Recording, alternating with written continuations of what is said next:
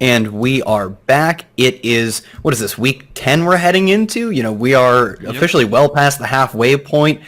Brady, how did week 9 treat you? We had almost all of the chalk bust in the sense of the top players. Like, James Conner didn't have a good game because his team inexplicably didn't kill Dallas. It was Justin Jackson gets hurt on, I saw it was, I believe, maybe an RPO or a pass blocking situation because he didn't record a touch and still got hurt, which is incredible and incredibly devastating for my lineups. Like Tyler Lockett, despite playing in a great game, didn't really do much.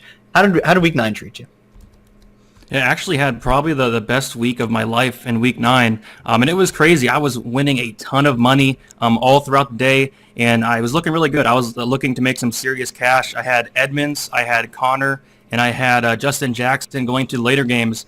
They didn't end up doing so good, but still, my best lineup was a Drew Lock Bronco stack. Drew Lock was really low owned. He scored like 33 points. Evan Ingram did really well. It was cheap tight end. And I had a Christian McCaffrey, Dalvin Cook in the same lineup, and both those guys almost combined for 100 points right there. And I got a little gift. McCaffrey was only 4% owned for me, so really good week. Hopefully bringing it to week 10 here. I can't believe we're already at week 10. That's crazy. I know it is flying, and every week presents so many different obstacles, I guess, with like certain players maybe not even playing just because they came into contact with the wrong person, licked the wrong pole or whatever. So we'll have some of that. I think Ben Roethlisberger is the only guy this week who has that potential, and it seems like he's the Matt Stafford, few practices missed and fine. So let's get into it. We have first game on my list is Giants versus Eagles. It is a 44.5 point total, which is climbing, but it's still quite on the low end, especially in the context of now we have so many good games on any single week because of the scoring. This game to me is palatable for one-offs. I think Miles Sanders getting, the bulk of both the pass catching work and the running work. If he plays this week, I know he returned to practice. Doesn't guarantee that he played, or that he will play, but it seems at least more likely than not. I think he's fine. I think Dallas Goedert at 4,200 is actually a good pivot off of someone like Austin Hooper, who I have projected as fairly chalky. But I think that's all this game is maybe some one-offs, some pivots. Do you have any interest in stacking this game? And if you're playing any of the Eagles, who'd you run it back with on the other side? Because the other side seems much more ambiguous to me. No, this is probably just one-offs for me as well. A low-scoring game it looks like it's going to be. Not all that interested. You mentioned him, Miles Sanders, 6,400, coming back from an injury, averaging 16.9 points. Whenever he's healthy, really good player, can catch the ball as well. Alshon Jeffrey might be coming back. If he does, it will be his first game of the season. He is at 4,000 on DraftKings. I think that could definitely be interesting against this Giants defense. Other than that, on the Giants side, it's really hard to be excited about one player. Probably not going to play anything there. So really for me, I'm just looking at Jeffrey, maybe some Sanders, maybe even the Eagles defense at 3,600 as well. Yeah, it's a game. Eagles defense, I think it's fine because Daniel Jones isn't very good. You could go with the running back defense correlation there, but generally I think that's something I'm not even too keen on because like if a defense has a good game, it's probably because they scored, and that's a drive that they essentially steal from their running back. So I don't think it's negatively correlated. I just think the correlation is soft and may have some sort of upside capping ability. I'm fine moving on. The next game is actually a game that will have probably a decent amount of popular plays, at least a few. We have the Browns versus the Texans. Browns are a field goal favorite right now. This total is actually plummeting. I mean, 49 is still good, but it opened at 54. So what do you make of this total coming down, and does that have you hesitant at playing this game at all, given that, the Browns are a run-first team, the Texans are the underdogs, and I believe they're on the road here. What do you make of this game environment as a whole? I kind of don't really understand why that total is coming down. I mean, both defenses are not great, especially the Houston defense, and I always kind of trash the Browns passing defense as well. And in this game, I actually have a lot of interest. I'm curious to see the ownership on some of these guys, but I really like Deshaun Watson at 6,900. You're getting a nice price savings off of the top guys. Murray's like 8,000. Josh Allen's like 7,500. Watson's been fantastic as of late, and I love the stackable options as well, especially against this Cleveland secondary. Will Fuller, 6,700. I like a lot. I think he has a lot of upside. Brandon Cooks at 5,600. Played him last week. He had like a really good first drive. After that, he kind of, didn't really do much for the rest of the game, but still he had 9 targets, 3 receptions, had a touchdown, like 18 points. I think Brandon Cooks is way too cheap. So in the last 4 weeks, Brandon Cooks is actually getting more targets than Will Fuller, who is, over 1,000 more than him. So I really like Brandon Cooks. I think that, is David Johnson might not play this week. If David Johnson does not play, I believe he's in concussion protocol, something like that. But if he does not play, Duke Johnson at 5,000, pass catching upside against a Cleveland defense I'm not all that high on. I like And the Browns is kind of tricky. I'm not overly excited about any of these wide receivers. Any of the tight ends, they have like 3 different tight ends. It's hard to pick which one's going to do what. But I think if Chubb comes back, I'm probably going to stay away from the backfield. Maybe in tournaments and something you look at. But if Chubb is out, I'm probably going to go back to Kareem Hunt. But we have to look for that news later in the week. Yeah, I think like a few updates. One, like they said, Chubb, it was like the least helpful piece of news I've ever heard. They said there was a chance that he plays this week and they would know by Friday. Well, just talk to me Friday then. I don't care. So we just don't know with Chubb. You know, you can catch Brady on the Sunday morning show and find out if Nick Chubb is playing or not. So check that out. On the Houston side, yeah, it hasn't even been. It's not like it's one spike game from Brandon Cooks. I believe in 3 of the past 4, he has out-targeted Will Fuller. Despite that, what is he, 1,100? That is cheaper than Will Fuller. I think Brandon Cooks quietly operating, maybe not as the number 1 receiver. Maybe you could argue it's just a small sample, which it is, but at least the 1B, I think, is almost for sure. And he has that upside of being, the number 1 target for Deshaun Watson. So I think he's an interesting play. I'd take him over Will Fuller if I'm playing one-offs of this game. I think this game is fine to stack. My only problem is you kind of laid it out. I don't really want to play any of the Browns tight ends, especially if Austin Hooper is going to be chalk, which it looks like he is. I don't want to play him. I still think Harrison Bryant is involved enough that Hooper is more of a leading committee tight end than he is like a Hunter Henry number 1 tight end. For that reason, Hooper just meh. The backfield could end up being really tricky. You could go to a Jarvis Landry or a Higgins, but I think for me, because the Browns side of this is so ambiguous, I'm not too excited to stack this game. It's another game of one-offs, although I am more excited about the Houston side as far as the one-offs go relative to anybody in the Giants-Eagles game. So Will Fuller, I love. Duke Johnson, I think they really have no backups who are going to take work away from him. Last week, they did not have a backup outside of Duke Johnson record a touch, I believe. Got 16 carries, 4 catches. We're going to get 3 down Duke Johnson for a week because we had David Johnson in concussion protocol, as you said, did not practice Wednesday. Does not bode well for his odds of playing. So I think Duke Johnson at 5K would be the chalk free square running back if it weren't for someone we'll get to later in the slate. So let's inch towards that. Right now we have the next game up, Green Bay versus Jacksonville. Another total that is falling. I think we've seen this in a few weeks in a row, where some of the higher total games just naturally come down a little bit because I think Vegas is trying to adjust or find their footing with these new like super high scoring games. Green Bay, massive 13-point favorites.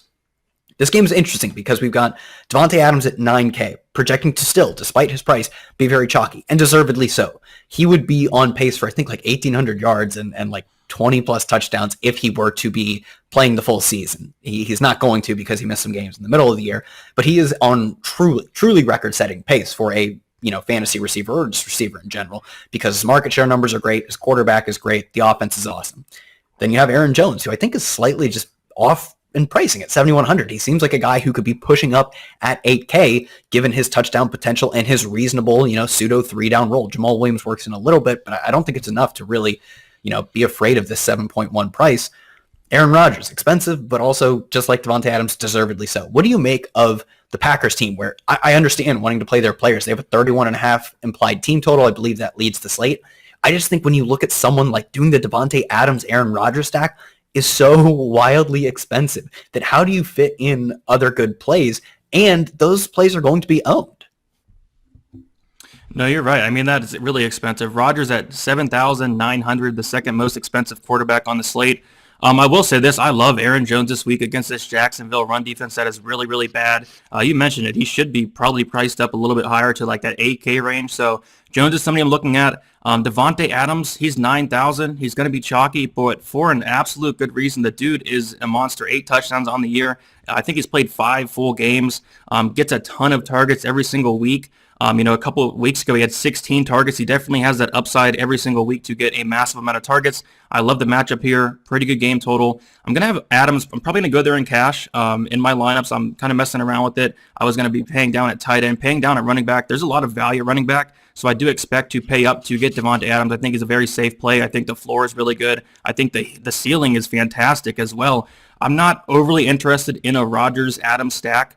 Maybe Rodgers, Adams, Scantling is somebody that's really cheap. Your dude Scantling, he finally got it done last week. 2 touchdowns on two receptions. So there you go. Hopefully you had some of there.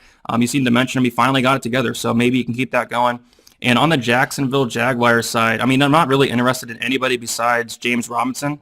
6,600 against a really poor Packers run defense. Had 25 touches last week. No receptions, but the weeks before that, he's getting receptions, 5 receptions. So I do think the receptions upside is there, especially if they're trailing. So I think Robinson at 6,600 is really interesting as well. Yeah, I agree. I think much like the Houston game. Oh, no, it wasn't. Well, actually, Houston kept it close too, but it was actually the game before that where they played the Chargers. And the only reason they hung around with the Chargers is because James Robinson had a multi-touchdown game, and that kept your Herbert stacks throwing until the fourth quarter. I mean, do I think they really are that competitive in this game? No, but do I think if James Robinson scores twice, do they probably cover the spread? I don't know. It would seem likely because they're not even projected to score 3 times. So I think James Robinson is a unique, like sneaky stacking option. My only problem is that even though he does catch a decent amount of passes, he still wouldn't obviously be the primary pass catcher. So you would be a little concerned of just getting 4 or 5 receptions and not scoring. At that point, you're probably drawing dead. So I don't love the James Robinson run back, but I won't be completely unexposed to it. I think one other play you could go to is DJ Chark. Right now, Laviska Shenault dealing with a lower body injury. It might be like a hamstring or something like that. If he doesn't play, we could see a lot of volume for DJ Chark and potentially Keelan Cole, although I don't think I'd really be going that deep. So I think DJ Chark as the field stretching option for a quarterback in Jake Luton, who, for all his faults, wasn't highly drafted, didn't have much acclaim coming out of Oregon State, looked serviceable. And that's really all you need is like Terry McLaurin is kind of the proof of concept of this. If you just have a serviceable quarterback and you are getting as much volume as Chark could potentially get, which is like in that McLaurin range, you will have big weeks. They will come. So I think because he is in that role without Laviska Shenault, where there could be no real secondary receiving threat, DJ Chark would make the most sense as the run back to your Green Bay stacks. One last note, Allen Lazard, I don't believe played last week, but should be able to return this week. It's tentative, but if he does play, I'd probably lose most of my interest for Marquez Valdes-Scantling. Robert Tonyan, I'd rather play the secondary receivers in this game because Robert Tonyan coming in as in that similar like top 5 price range, but he is just a deep ancillary piece in this point. I think early in the season he was catching a lot of touchdowns. That appears to be almost exclusively variance. I would rather play more air yards in Marquez Valdes-Scantling or more efficiency in a guy like Allen Lazard, who is top 5 in a tiny sample because he hasn't played much this season. Yards per target, yards per route run, and yards per reception. He's like the efficient version of Marquez Valdes-Scantling. He's what I always wanted Scantling to be, and Scantling was briefly for that one Thursday night game where I did have some, so I made some money on that. But yeah, I'd be interested in Lazard, Rodgers, Adams stacks if I was going there. But man, Adams is expensive. I think he's a guy who, if you're looking to make a bold fade, he would be the guy. How do you feel about that? And then we can move on. I mean, I'm personally not going to do it, but I can definitely see why, especially if he's going to be high owned. I could definitely see, fading him, but man, it's really hard to fade someone that, he does it every single week.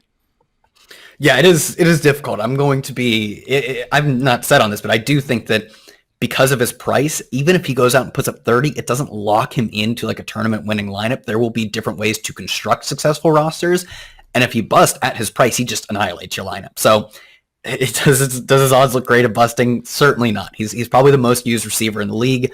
He looks like Michael Thomas with more air yards, honestly, like 2019 Michael Thomas. So it's going to be difficult to get off. I might try though.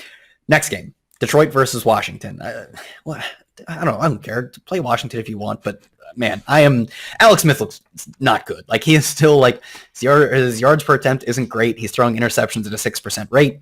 He is turning the ball over, at least just in terms of interceptions, at like a crazy. He's getting sacked at a 14% rate. The interceptions at a 6% rate. Throwing touchdowns like a 2% rate. He just doesn't look that good. I don't know. It's difficult because I think it's awesome that he's able to come back and play. I don't think it's awesome that he's not very efficient. You can play Terry McLaurin. You can always play Terry McLaurin, in fact, because his volume is so good that it just does not matter who his quarterback is. Like, I could be his quarterback, and he'll find a way to break a long one. So versus a terrible Lions secondary, I think he's a very solid one-off. I know on the other side, he would correlate maybe well with DeAndre Swift if, this Lions team does manage to pull off the victory, which, they're 3.5 favorites. So I think that's fine. There's an interesting correlation. It kind of falls into that tier of Giants versus Eagles, where there are certainly viable plays on both sides. I don't think this is a game you just completely X out, but I probably am not playing either quarterback really. Yeah, I'm definitely not playing either quarterback, but actually kind of have some interest in this game. It's going to be, kind of have to look closely. Gibson's questionable. If Gibson does not play, I think McKissick at 4,900 would be a really good play. He played like 84% of the snaps last week, 3 carries, 17 yards, 14 targets. which is amazing, especially at 4,900. If he's going to be out there and getting that many targets at 4,900, I'm definitely have some interest. But I don't know if Gibson's going to play or not, so look out for that. McLaurin, you mentioned him, 6,800. I don't really love the price. I don't really love his quarterback, but he seems to get it done every week, averaging 18.3 DraftKings points. Really hard to stack him. It's really hard to play Smith there.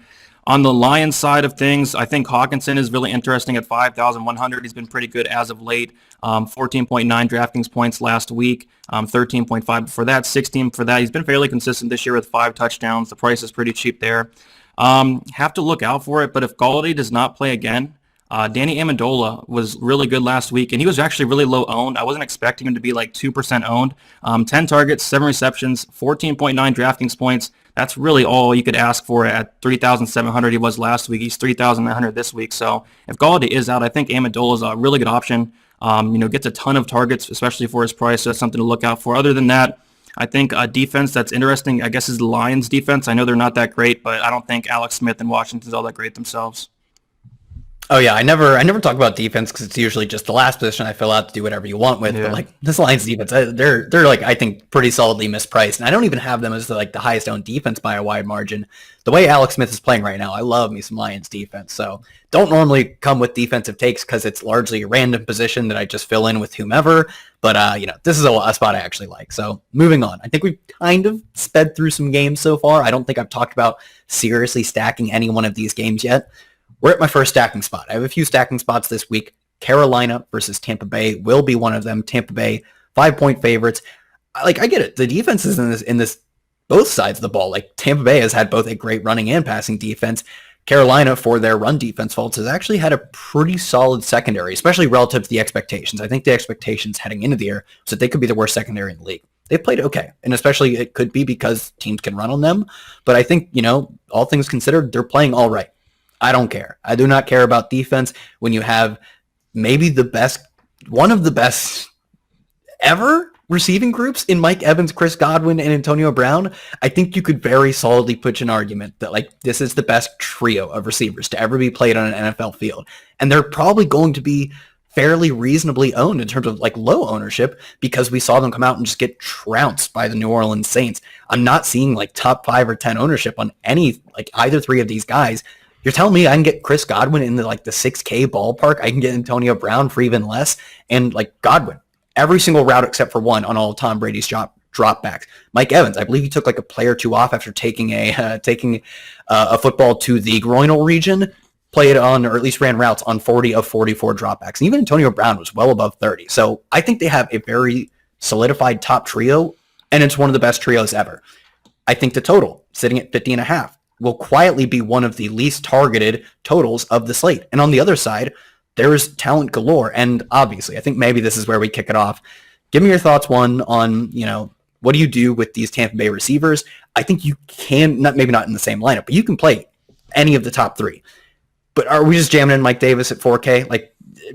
DraftKings, I don't know. You could argue that they didn't, he was a backup and they didn't have any reason to price him up before, Sunday afternoon or evening, whenever pricing came out. But man, 4K for Mike Davis is just a miserable proposition where I have to think about, do I play a guy who's 45, 50% owned?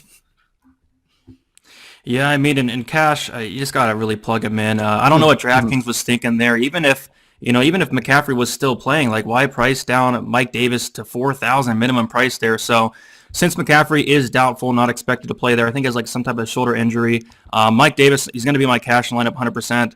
I think tournaments is fine as well due to this pass catching upside. And Tampa Bay has probably the best run defense in the league, but Mike Davis still can do stuff through the air. He had 8 receptions the last time they played earlier in the year. So Mike Davis, just with the reception upside alone, at 4,000, you really need only a couple catches, and he's definitely going to get those. Maybe he finds the end zone as well. It's going to be extremely chalky, though, so if you want to get away in tournaments, don't hate that whatsoever, but I think in cash, it's pretty much a must-have.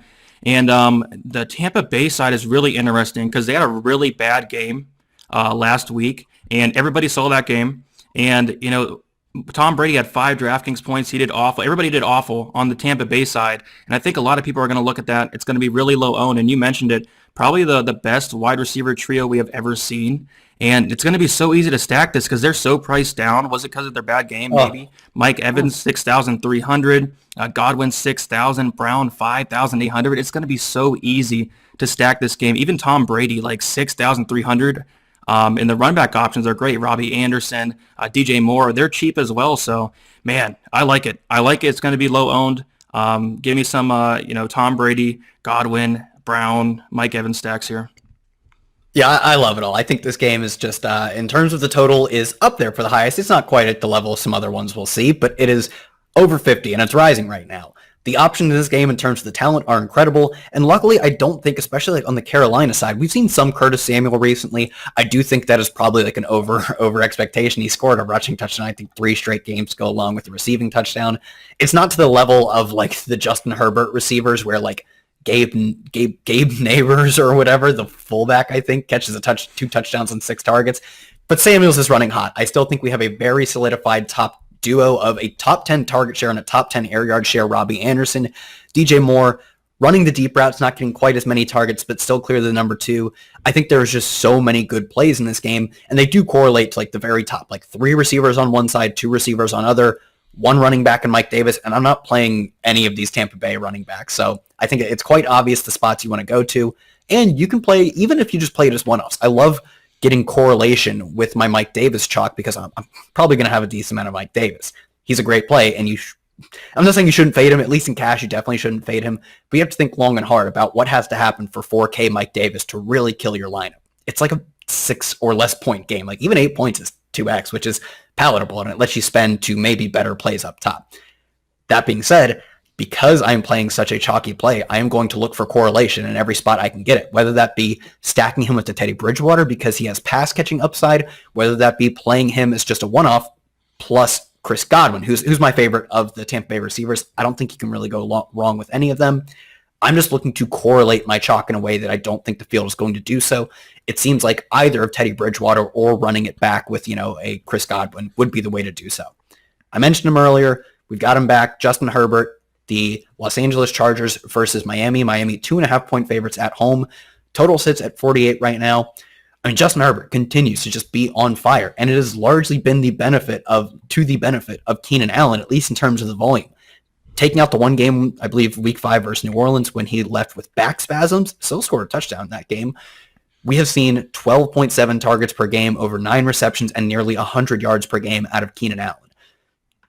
7,100, I believe. Is there any reason to get off of like Keenan Allen as just discount Devontae Adams? No, so it's quite funny. Like I play Keenan Allen in cash every single week, and it works out absolutely every single week. The dude gets a ton of targets. I still and they keep pricing him up a little bit. I still think he's too cheap. Like the dude's averaging almost 13 targets when he's healthy, when he's on the field. And Herbert's been looking amazing. I mean, I think he's making a case for Rookie of the Year here, 6,600 on DraftKings. I think that's too cheap as well. Really good matchup here against Miami. I actually don't hate some Herbert Allen stacks here. The problem is going to be running it back. Like on the Miami side, like there's really not much. That's going to be the hard part. I guess what's interesting is on the Chargers side, Justin Jackson, he's questionable. If he doesn't play, somebody, Ballage, I think that's how you pronounce it, Kellen Ballage, he went back to the practice squad this week. If Jackson's out, I'm assuming they're going to call back up Ballage, and he had 15 attempts. He did have a touchdown, 3 targets as well, 2 receptions. Very weird there because you'd expect Kelly to be that next guy, but it looked like it was Ballage there. So really have to pay attention to the Chargers backfield, pay attention to see if Justin Jackson does play. If Justin Jackson does play, 4,700, probably going to go right back to him. It's just a shame getting injured on like the first play. That definitely sucks. I definitely had a decent amount, but this game is very interesting, but mostly from the Chargers side for me. Yeah, so that would be, you might not be a dynasty player, because if you were, you would know that's Kalen Ballage, terrible, truly disgusting running back from originally the Miami Dolphins. He got released by Miami, signed by the Jets, released by the Jets, and signed on the Chargers practice squad, then called up when they lost Troymaine Pope, who is I guess he's their 4th running back. Without Austin Eckler, he's their 3rd. Both Ballage and Troymaine Pope have run ahead of Kelly in consecutive weeks. So if we don't get Jackson and we don't get Pope, it would probably be Ballage. If no Jackson but Pope is active, I would imagine Pope ends up being the number 1 back. If that's the case, I can't guarantee that Kelly does get pseudo benched for a third week in a row, but it would seem likely. So I would say maybe you could get cheeky with some Troy May and Pope. I'd rather still just look to my Mike Williams, who is top 10 in deep targets among wide receivers. I'd rather look to Hunter Henry, who I believe has seen at least 7 targets in 6 of 8 games. He's seen, I think, at least 4 targets in every game. Just hasn't had the explosive week because random players that I don't want to hear about, like Jalen Guyton and Gabe Neighbors and Nayers, I don't know, they're fullback, and Joe Reed for a rushing touchdown, and Donald Parham, who I like, all keep scoring. And eventually, I think that just has to fall in line with the actual volume, which goes to Hunter Henry, Mike Williams, and Keenan Allen. So I'm going to keep playing Hunter Henry. Until the day I die, or he stops getting targets. If he stops getting targets, then I can get off of him. But until he doesn't get targeted, I keep playing him because Justin Herbert just looks so good. On the other side, don't have a ton of interest, but we will be without Preston Williams this week, who is on IR. I think a foot injury, got carted off. So that opens up potentially some volume for a cheap Jakeem Grant. I honestly think I'd rather just look to exclusively run it back with Devontae Parker if I'm doing any Charger stacks. Really the only guy who I can have any faith in at this point now that Mike Gesicki is kind of this ill-used committee tight end or something. So Devontae Parker, frankly, the only Dolphins guy I have interest in. But I think because they have such a lacking receiving room and tight end room, he could actually see a lot of volume. Do you have any interest in the run back of Devontae Parker? Yeah, I think he's all right, especially at 5,000. You mentioned him, Grant, at 3,000. If you want to go, really dumpster dive in and go down there and get him, I think it's fine. Just not overly excited about this, Dolphins passing game, honestly. Yeah, it's not great. I think Parker, just because we know he has a role, is the only guy I would look at, and I'm probably only looking to him to correlate my Justin Herbert stacks. I don't really have any interest in him as a one-off, but in most, if not all of my stacks, I am looking to run it back. So I think that's been, the numbers bear it out. It's got a good correlation, helps you in tournaments. So I'm pretty much always running it back.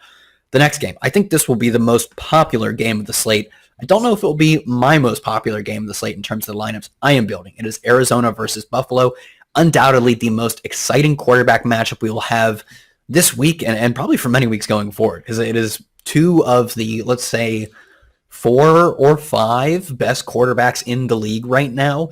Both offer an incredible amount of equity with their legs, specifically Kyler, a threat for the 100-yard bonus. Josh Allen, I believe, 4 rushing touchdowns, a 56-point total, and only a modest spread, so it should be a back-and-forth affair, a 2-point spread. What do you make of both of these teams who are, in some ways, mirror reflections of each other? Rushing quarterbacks, defenses that I don't think are anything special, especially Buffalo being kind of disappointing. Very clear, slightly expensive, but very clear top alpha receivers, then some ancillary pieces. Where are you looking at to, 1, just play the plays in this game, and 2, how do you get different? Because I think we're going to see a lot of chalk here. No, you're right. This is probably going to be the most popular game on the slate. It has the highest total by probably a decent margin here. It's really hard not to mention Kyler Murray, the most expensive quarterback on the slate at 8,000. Just for his rushing yard upside alone, 106 rushing yards last week on 11 attempts. The week before that, 2 weeks before that, Seattle, 14 rushing attempts, 10 rushing attempts against Dallas, 9 against the Jets there. You really can't complain going up there and getting a Kyler Murray. Great stackable options with him as well. DeAndre Hopkins, who I pretty much talk about every single week. I'm really interested, going right back to Josh Allen. Did it last week. Went fantastic. 39 DraftKings points. He did have 4 total touchdowns. Decently owned. He was 20% in my single, which is actually kind of high on there. But yeah, Allen looked fantastic. He was on a little skid there for a second. He looked really bad, but he did bounce back. The matchup was great last week. I think the matchup is great here, again, against the Arizona defense. Great stackable options. Diggs, 7,500, I like a lot. John Brown is someone who, was on a skid himself, but last week he did have 11 targets. Before that, he had 2 targets, 4 targets, 5 targets. It looks like he's getting a little bit healthier as of late, so that definitely could help him there at 5,300. On the Arizona side, of course, you have Murray there. Chase Edmonds is very, very interesting, and I don't know if Drake's going to play or not. Drake is questionable. If Drake is out, Chase Edmonds at 6,300 is very, very intriguing. So they did price him down at $500 here. And the thing about last week was he had 25 rushing attempts, 3 receptions, 28 total touches. The problem was he didn't do anything with it at all. Only 11.8 8 DraftKings points, which was a shame because I was really counting on him to probably take down a tournament if he did any better than that. But no touchdowns for him. Kyler Murray is a touchdown thief, and it's going to probably always be like that. But I'm going to probably go back to Edmonds if Drake is not playing there. Yeah, so I believe we saw Drake return to practice on today, but that doesn't guarantee that he plays. So if he doesn't play, I think Chase Edmonds would be the ultimate leverage spot where you saw the volume. I knew you read it off. We're looking at an upward total of like 30 potential touches.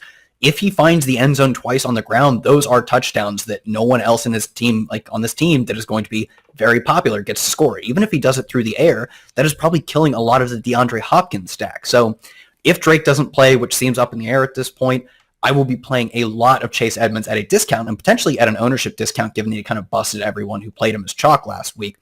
On the other side, I think you hit on my favorite play on the other side that is not the obvious plays, is John Brown. Like, he was really seemed to be like getting just destroyed by this knee injury. It was something he suffered early in the season, and he read off those target totals. He just wasn't like creating separation, wasn't getting open, wasn't getting targeted. He finally came back. 11 targets, I believe, 8 catches, 99 yards.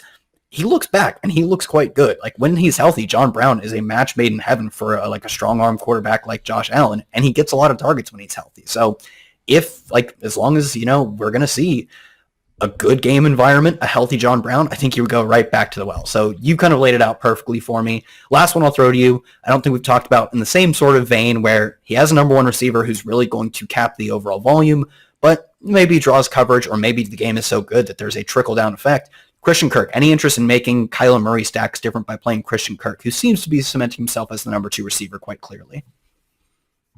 Yeah, Kirk's not bad, 5,700. I think it's a pretty good run back option, probably really low owned as well. Has been playing really good as of late, getting 16 targets in the last 2 weeks. 46 DraftKings points in the last 2 weeks as well. So I think defenses are, focusing on Hopkins. I mean, leaving a lot of openings for Kirk. I do think that can be the case here. So yeah, Kirk's a pretty good run back option at that price for sure. Yeah, I think maybe my most important point I could make about this game, especially if we don't end up getting, or if we do get Drake back in the lineup, that kind of nixes Chase Edmonds for me, is that I really wouldn't consider single stacking any of these guys, because I'm assuming if you're single stacking, you're paying a good price for it. If you pay, the most expensive quarterback, one of the most expensive receivers in the Kyler Murray, DeAndre Hopkins stack, you're also getting the most popular, I believe, in projections right now, quarterback and one of the 4 most popular receivers. And to afford that, you're also playing Mike Davis, who could be not only he'll be the most popular play of the slate. He could be the most popular play of the year. At that point, maybe you could run it back with a unique player like a John Brown, and that's how you get different. Imagine, though, if you ran it back with Stephon Diggs, you would be pigeonholed into a lineup that would almost be assuredly duplicated. So for that reason, I think you almost out of necessity to build a unique and cost-effective lineup have to double stack either side of this, because both, I can make that same argument of expensive and high owned for the Josh Allen stacks as well. So I think you have to double stack with, even a Cole Beasley, or, if you want Gabriel Davis, I guess. And on the Arizona side, I think it's kind of exclusively down to Christian Kirk for me. Yep, makes sense for me. Let's hop into our next game. I don't care about this game. It's Las Vegas versus Denver, and it's actually drawing some ownership. And I get it. Like, Josh Jacobs should, in theory, see some work. It's a 51-point total. He's a 5-point favorite. The only play I can get too excited about is Darren Waller, simply because with no Travis Kelce, no George Kittle, no Mark Andrews on the slate, he is the only premier stud tight end. His fantasy points haven't quite been in line with his volume, but I think, as long as we keep seeing the volume on an offense that certainly hasn't been inefficient, I think Derek Carr kind of gets a bad rap as a game manager. Maybe he is, but he's dang good at it. So I think Darren Waller is fine. Even eating the chalk with Darren Waller is fine. Outside of that, Josh Jacobs actually ceded a lot of work to Devontae Booker last week. I believe he led the team in rushing yards.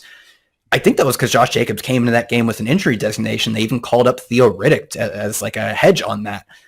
If there is any risk that, normally there is a risk that Josh Jacobs cedes pass catching work. Now there's a risk that he cedes rushing work. I feel like that is a pretty solid fade for me, just at the downside risk, knowing that I don't think his price is bad. I think he's just over 6K, but he's going to be popular. And anytime you get a player with a lot of downside risk who's going to be popular, I find those to be the easiest of fades.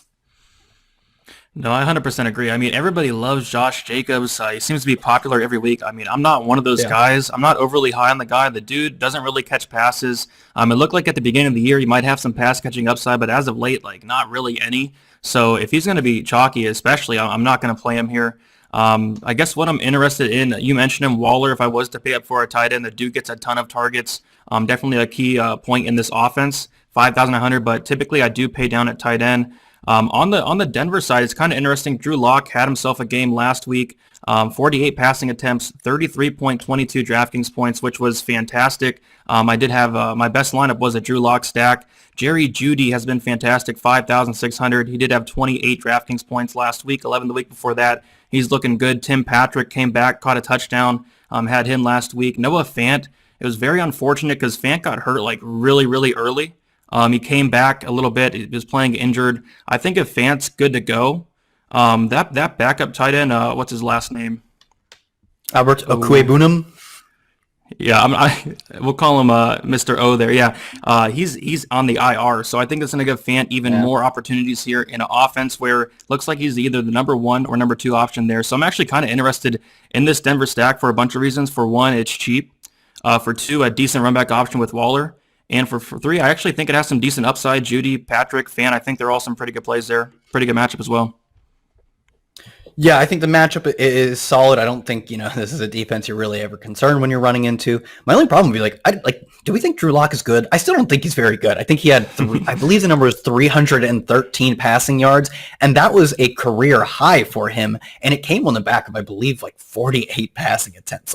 There needs to be so much volume pushing this Drew Lock Sisyphus boulder up a hill that I just, I'm not too interested in Drew Lock. I do like this game as one-offs, though. I think it's more interesting hoping that you can secure, if you can get a large spiky target share game from a Jerry Jeudy, I'm fine believing that Drew Lock is good enough to get Jerry Jeudy a large game.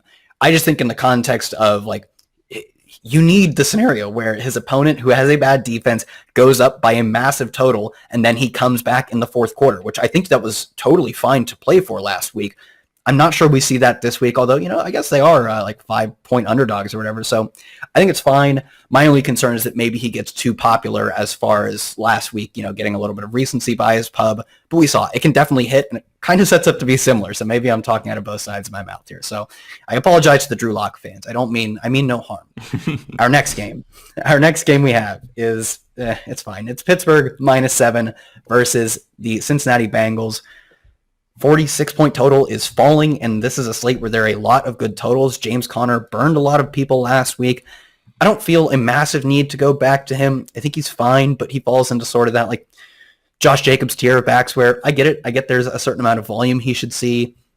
I just think he's fine. He's you can play him if you want. I think the player I want to look to most in this game out of maybe this is in his price range. I think he's just around 5K is Deontay Johnson. He has now, I believe, 4 games of double-digit targets. He's gotten injured in, I believe, all 3 of the games where he didn't hit that mark. It seems like as long as Johnson is healthy, there is going to be ample volume for him, regardless of game script, regardless of a Chase Claypool breakout. I just want to keep betting on that Deontay Johnson role and the Deontay Johnson volume. Any interest in Johnson? And what do you do with these Bengals guys? It seems like outside of Tyler Boyd having this consistent slot role, it's trading off weeks from, Auden Tate even, and T. Higgins and AJ Green. I just don't have any confidence that I'm going to pick the right one. Yeah, this is just going to be a game of one-offs for me. I don't see the reason to really stack it from either side here. Not interested on the Bengals side with any of the wide receivers or anything like that. So Joe Mixon is questionable. If he plays, I guess I'll have a little bit of interest just because of how much volume the guy receives. If Mixon does not play, I think that Bernard's interesting at 5,400. I know it's really, really tough matchup. Maybe he can catch some passes, find the end zone.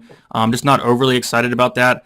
But you touched on him, Deontay Johnson. We talk about him pretty much every week. When he does play, he is absolutely fantastic. He's the cheapest out of Claypool, Juju, and I honestly like him more than both guys. So, yeah, Deontay Johnson is definitely going to be a nice one-off for me. Hopefully he stays healthy for the whole game. If he does, he has a ton of upside here. 10 targets last week, 14 points. He had 15 targets in week 7. He definitely has that upside. I think he's probably the number 1 or number 2 receiver on that team there. Yeah, I think maybe it'd be interesting to run with a Joe Mixon, Deontay Johnson lineup specifically because I think obviously the spread is much more in favor. It's a touchdown in favor of Pittsburgh. But man, boy did Pittsburgh show us that when Vegas can be wrong. They're our best way to measure the outcomes of games. But the error bands on any individual game are still very wide, as we saw that they were supposed to, beat the brakes out of Dallas, a Dallas team on their fourth-string quarterback, and Dallas came out and nearly won that game. I think there was like a blown call or something, supposedly a blown call that basically gave Pittsburgh the game, or at least a shot at the game. So I think anything can happen on an individual game. I will be playing some Joe Mixon because of that, assuming he plays, obviously, because like you said, like he gets a lot of work. It's not maybe the best spot. It's a difficult defense. It's an underdog spot, but I think anything can happen if Joe Mixon is going to be incredibly low owned, just like we saw. I was like, I don't know, week 3 or 4 maybe. He still has incredible upside, like very similar to the upside of like Aaron Jones, Miles Sanders type, where they get most of the carries and most of the targets. So I think he correlates well with Deontay Johnson. If his team stays competitive, Pittsburgh doesn't get to run on this lead. They actually have to throw the football. That bodes well for Deontay Johnson. So Johnson, Mixon, Stacks, I think, are my favorite. I'd feel comfortable if you said you like Claypool or Juju, who's been playing much better as of recently. I just think Johnson is the easiest way to lock in volume. Moving on, we have the New Orleans Saints 10-point favorites. And I mean, this poor San Francisco team just seems to be drawing dead because of their injuries. The total sits at 48.5 and has come down 2.5 points since opening. I mean, if we don't get Kendrick Bourne, who got put back on the COVID reserve list, I think like a Richie James punt play is in the range of outcomes, but I don't love it because I still think we would probably see Brandon Ayuk coming back. So I don't know. I think he's fine. I think Ayuk would also be fine if he plays. But my problem with this game is I have no clue. Like, I can't be confident that anyone in San Francisco is going to do well. If like, do we think Richie James repeats his performance from last Thursday? No, obviously not. Does Brandon Ayuk come in and steal work, but is it enough to make him fantasy relevant? No. So I think Alvin Kamara and Michael Thomas, as is the case every single week, either of them are healthy, are totally in play. Kamara as probably, without McCaffrey in the lineup right now, the best 3-down back in the NFL. Michael Thomas will probably go underlooked. I think he's only 7,400, and we saw last season. Like, our prior should still be anchored on last season because of how little we've seen from Michael Thomas. He has just as much upside as, outside of the touchdowns maybe, Devontae Adams, or how I talk about Keenan Allen or DeAndre Hopkins. He is in those same tier of receivers if we look at last season. And I think because this game environment isn't quite as exciting, people will overlook him. If his team does end up getting to their nearly 30 implied team total and they win by 2 touchdowns, they're going to need someone to score the points to get there. It could be Thomas. It really could only be like Thomas or Kamara outside of your Josh Hill and Jared Cook and Taysom Hill touchdowns, Adam Troutman even. So I think the most likely outcome is that if this team really goes in on San Francisco, it happens on the back of Thomas or Kamara. So I like them. Outside of that, this game is difficult for me because I don't see a ton of run back potential. Yeah, I don't really see any run back potential as well. But yeah, I'm not really interested in anything from the San Francisco side. I think Ayuk's fine. Especially if Bourne doesn't play, if Samuel doesn't play, I think he's okay. You mentioned him, James, at 4,000 could be all right if those guys are out. I think Jordan Reed's kind of interesting at 3,500. So he only played 13 snaps last week, but the dude's probably the most talented active tight end on the roster right now. The problem is he's pretty much made out of glass, and he has been all his career. But when he's playing, he's a really good pass catcher. So I think at 3,500, I think they kind of just wanted to bring him in last week, 13 snaps. I do see that increasing. He's probably going to be 1% owned or less than that. So I think that's something I'm looking at as kind of a sneaky, cheap tight end play there. And you mentioned him, Michael Thomas, 7,400. I'm actually really interested in this play. Came back last week, only 10 DraftKings points, 7,400. He started off the year at 9,000 in salary. And you mentioned it as well. He has the same upside as a Keenan Allen, as a Devontae Adams, and we're getting him at 7,400. And we're probably getting him at lower ownership as well. So Michael Thomas, I think he does have that slate breaking potential there. So Thomas is somebody I'm going to. I think Kamara is fine. Pretty much any single week, pretty much whoever he plays with the pass catching upside. But I'm really interested in Thomas at 7,400 there. Yeah, I love that. I think the Jordan Reed call is sneaky because we didn't see him play a ton last week. But maybe I'd have to go back and look at the split ideal run backs. Just tell me why I shouldn't go all in on this game, specifically choosing it over Arizona versus Buffalo. No, I 100% get it and agree with you, especially if it's going to be lower owned than that Buffalo game. And I like this game from so many perspectives. If you played a quarterback stack every single week against Seattle, you'd be looking pretty good outside of when Jimmy G got injured. But this Seattle defense is really, really bad. They've given up the most points to wide receivers. They've given up the most points to quarterbacks. They're absolutely awful. And Jared Goff is interesting, averaging 19.6 DraftKings points, 6,500. I love the stacking options. Cooper Kupp, Robert Woods. I think Josh Reynolds at 3,500. I really don't get this price point. 9 targets week 8, 8 targets week 7. He's getting a decent amount of targets, so that price point at 3,500, it definitely allows you to get a nice double stack in there. And the run back options are fantastic. I mean, Tyler Lockett, 6,500, pretty cheap there. DK Metcalf, someone who has a huge ceiling. So I'm really liking the Goff stack. And on the flip side, like Russell Wilson had a awful game last week, and he still scored nearly 30 DraftKings points. So I'm not scared about the matchup at all. I can see myself stacking it from both ways. The run back options are fantastic either way. So I definitely agree with you, especially if it's going to be lower owned. Like, I'm way more interested in this game here. Yeah, so let's end with this, because we've had like every other week, maybe it's like every 2 weeks, we switch between having Tyler Lockett season and DK Metcalf season. Now we have DK Metcalf priced over 7K and Lockett just, I think, in the mid 6Ks. It is a pretty big price discrepancy. The targets are nearly identical. Lockett, I believe, has 2 more targets, but DK Metcalf just racking up air yards at a rate Tyler Lockett is not. That also means Tyler Lockett, because he's so much cheaper, is going to be more highly owned. Which one of these two would you be choosing to go with, keeping in mind that, like, I think both are perfectly fine. I am playing a lot of both, but if you had to pick one, which one are you going with? Yeah, I mean, I'm kind of upset about last week, as I did go with Lockett last week in a lot more lineups than Metcalf. Only 8 DraftKings points. So I will say this: I think Metcalf probably has the more upside, the more touchdown upside, and all that. But Lockett's more than capable of having a really good game. Like, he had a 45-point game a couple weeks ago. So if you're getting the $900 savings there, if you really want to save some salary and go with Lockett, you can. But I'm fine with paying up in $7,600 for Metcalf, especially if you're getting a cheap Josh Reynolds in your lineup. I think you can this week, and a cheap Mike Davis as well. Like, roster construction is going to be easy. Yeah, like, I think the way you should be looking at at just DFS in general this week is that salary should not at any point be much of an issue. You should really be focusing on building in high correlation and building in uniqueness, because I think Mike Davis is basically too good to be faded, at least for my lineups. I think Jamal Williams, I saw a lot of the top players from like Awesemo to Brandon Adams to Brick and our RBX, I believe, all played Drew Dinkmeyer, another one, all played Jamal Williams the week he was chalk. He was 4K in as the number 1 running back. They all played him above the field pretty significantly too. So, and like, if you're watching this and you don't know who those are, basically the players who have consistently max entered and won the Millie Maker over the past few years, just the best tournament minds that we have to look at right now. All of them deemed that the Jamal Williams chalk was just, it didn't matter. He was too good of a play. I think Mike Davis is in a very similar spot. So for my lineups, I'm looking into jack up the correlation to max out on how unique I am getting. And yeah, I'll just eat that chalk with Mike Davis. So for that, for myself, at Kyle Tweets here on Twitter, for Brady, at DFS_numbers, we will catch you guys next week.